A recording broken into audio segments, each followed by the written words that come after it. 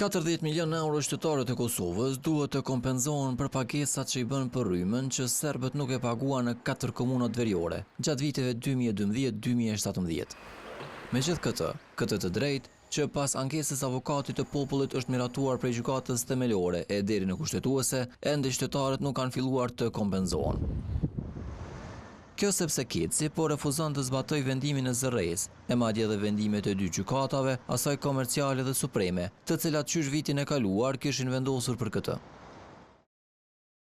Gjykata përkatësisht Departamenti për çështje administrative duke vepruar sipas kësaj çështje me akt vendimin e datës 17/5/2024 ka refuzuar kërkesën e Kec për shtyrjen e ekzekutimit të vendimit të ZRE-s deri në marrjen e vendimit gjyqësor përfundimtar me padi, si të pabazuar. Dhoma e dytë e gjykatës komerciale me akt vendimin e datës 18/6/2024 ka refuzuar si të pabazuar ankesën e propozuesit dhe ka vërtetuar vendimin e dhomës së shkallës së parë, ndërsa gjykata supreme e Kosovës me akt vendimin e datës 9/12/2024, duke vendosur sipas kërkesës për shqyrtim të jashtëzakonshëm të vendimit gjyqësor, ka refuzuar kërkesën në fjalë, ndërsa ka vërtetuar akt vendimin e shkallës së dytë të gjykatës komerciale.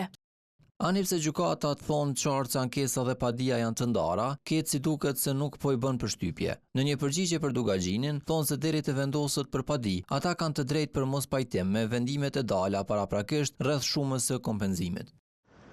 ZRE-ja ndërkaq nga 14 marsi nuk ka kthyer përgjigje për televizionin Dugaxhini rreth kësaj çështje. Edhe juristët pajtohen se Keci është dashur të fillojë me kompenzimin për qytetarët pasi ashtu thon vendimet e gjykatave. Natyrisht që vendimet gjyqësore duhet me u zbatu dhe kjo nuk ka asnjë dilemë dhe as diskutim. Për faktin se në rastin konkret kemi gjitha instancat gjyqësore të konfirmuara të drejtën përkatësisht detyrimin e zyrës së rregullatorit për energji që të bëj reimbursimin përkatësisht thimin e mjeteve qytetarëve.